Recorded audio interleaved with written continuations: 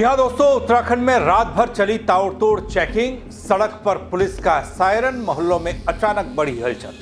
और इस बीच बनभूलपुरा को लेकर आई एक साथ दो बड़ी खबरें। नमस्कार, पहला आंख में पंकज रौतेला, आप देख रहे हैं उत्तराखंड न्यूज। दोस्तों, एक तरफ लोग सुप्रीम कोर्ट की तरफ देख रहे थे कि सुप्रीम कोर्ट बनभूलपुरा को लेकर क्या फैसला लेता है, वहीं दूसरी तरफ ताबड़तोड़ चेकिंग के जरिए रेलवे अतिक्रमण विवाद के साये में दंगा भड़काने में माहिर 21 उपद्रवी हिरासत में लिए जा रहे थे।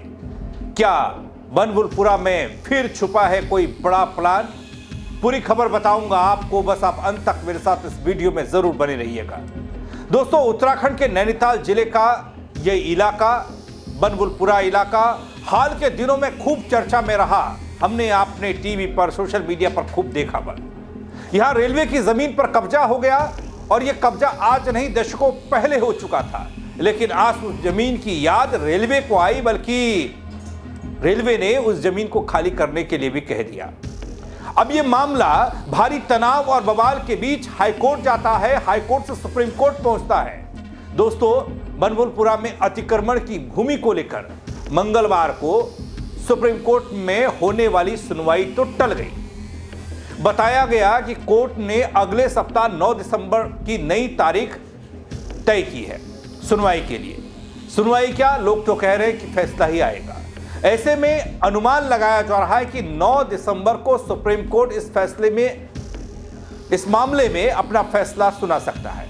इससे पहले दोस्तों 2 दिसंबर को बड़ा फैसला आने की संभावना से प्रशासन ने 2 दिन पहले से ही सभी तैयारियां पूरी की थी, जिसके चलते भारी पुलिस फोर्स को तैनात किया गया था ताकि सुरक्षा व्यवस्था बनी रहे।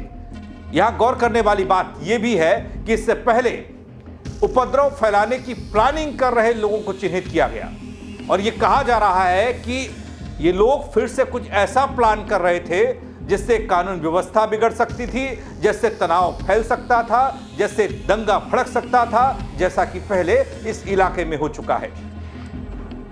उपद्रव फैलाने की प्लानिंग कर रहे 23 लोग हिरासत में लिए गए।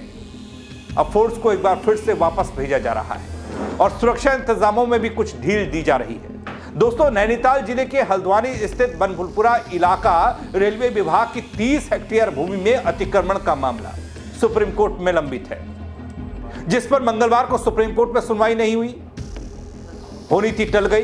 कोर्ट ने इस मामले में अहम फैसला सुनाना है।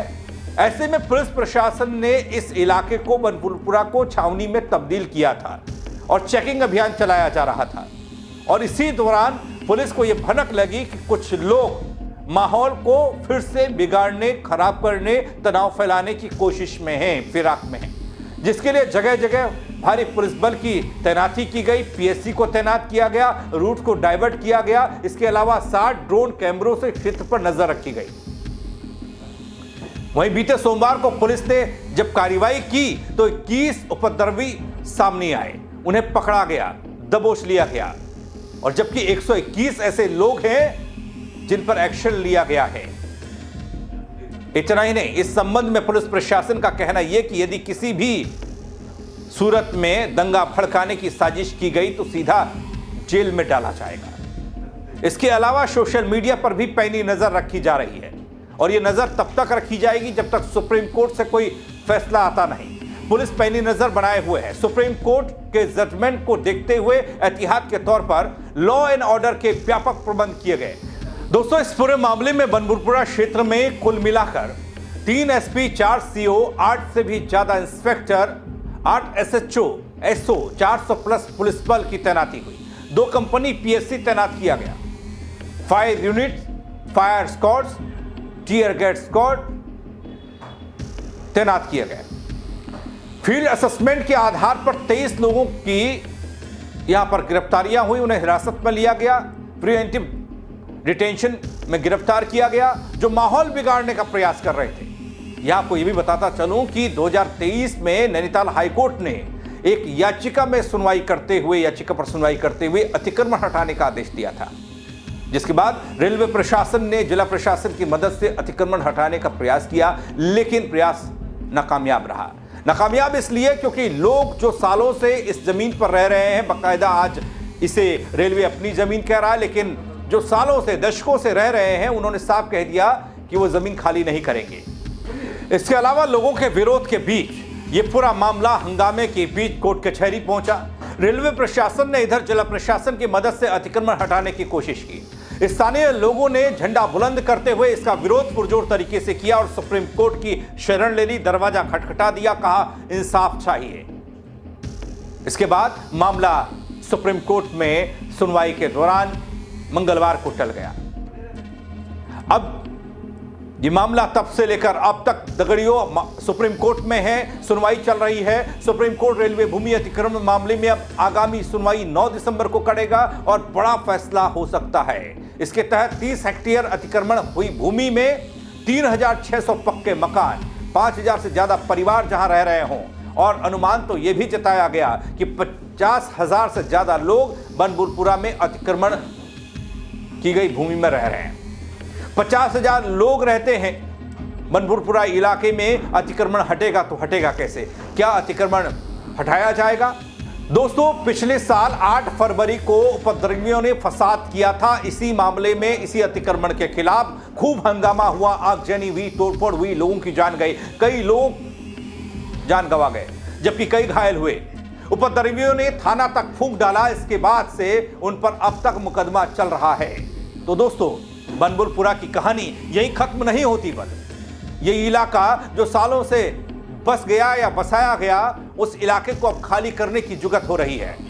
सुप्रीम कोर्ट की अगली तारीख 9 दिसंबर सिर्फ एक तारीख नहीं, बल्कि 50,000 से ज्यादा लोगों के भविष्य का फैसला करने वाली है। क्या अतिक्रमण हटेगा? यह अपने आप में एक बहुत बड़ा सवाल है। अगर हटेगा तो फिर अगला प्लान क्या होगा? क्या वो लोग जो विरोध कर रहे हैं, जो सड़क पर लगातार डंडा और झंडा उठाए हैं, इस अतिक्रमण को खाली कराने के खिलाफ लोग खड़े हैं, वो क्या करेंगे? वो कहां जाएंगे, कहां रहेंगे?